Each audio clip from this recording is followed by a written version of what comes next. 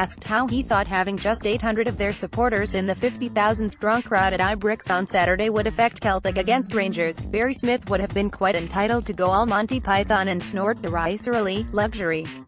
Back in my day we didn't have any fans at all. There has been great consternation both in the Parkhead boardroom and stand since their city rivals announced in May that their ticket allocation for the Glasgow derby matches in the 2018-19 campaign was to be slashed from the traditional 7,000. The huge uptake of season books following the appointment of Steven Gerrard as manager, over 40,000 had renewed within weeks of the Liverpool and England great being unveiled amid scenes of mass rejoicing down Govan Way, coupled with considerable pressure from their followers resulted in the controversial move.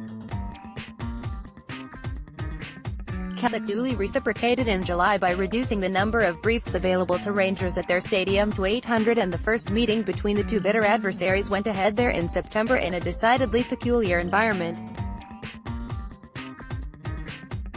Brendan Rodgers' team dominated the encounter and won 1-0 thanks to a second-half Olivier Ntcham goal.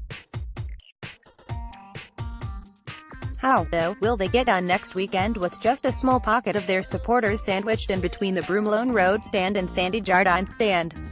It could very well have a significant impact on what transpires on the pitch. It may reduce their chances of success.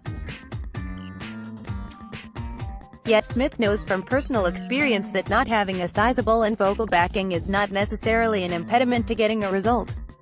He is one of just 13 players, Pat Bonner, Lee Martin, Peter Grant, Tony Mowbray, Mark McNally, Pat McGinlay, Brian McLaughlin, Darius Wadowczyk, Simon Donnelly, Paul Byrne, Willie Falconer and John Collins being the others, who has walked onto the field in an Old Firm game away from home without anybody cheering Celtic on.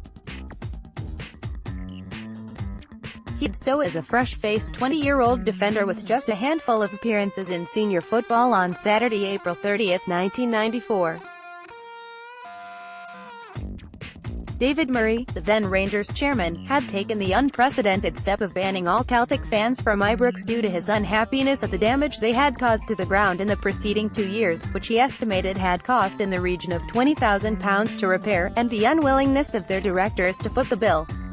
The visitors, managed at the time by Lou Macari, earned a 1-1 draw against the champions-elect, who had Walter Smith in the dugout, in front of 45,853 spectators.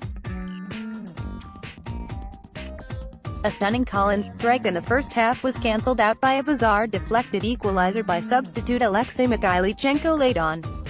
Smith believes Scott Brown and his teammates, who have now not lost in regulation time in the fixture in over 6 years, and no fewer than 15 games, are more than capable of coping with the hostile environment they will have to perform in.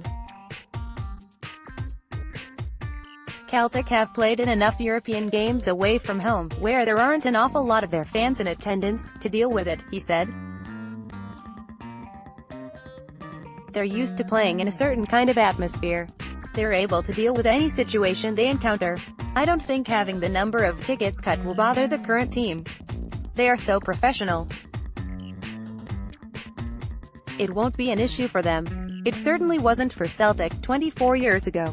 Rangers were comfortably ahead in the league and certain to be crowned Scottish champions for the 6th successive season when that infamous game took place. But their opponents, who had finally been taken over by Fergus McCann the previous month, still had pride to play for. Smith certainly had no difficulties getting himself up for the occasion. If you can't be enthusiastic about a game like that, then you shouldn't be involved in it, he said. There was a lot of hype about the fact there weren't going to be any Celtic fans at Ibrox, but, as a player, you have to focus on trying to win no matter what. You get so caught up in the game. You know how important it is to both sets of fans. I was good friends with Simon Donnelly and we were both in that team. Neither of us had played a lot at that point. As much as Celtic weren't doing well at that time, there were still a lot of good professionals there. It definitely helped having guys like John Collins, Peter Grant, and Tony Mowbray. They were so good with the young lads.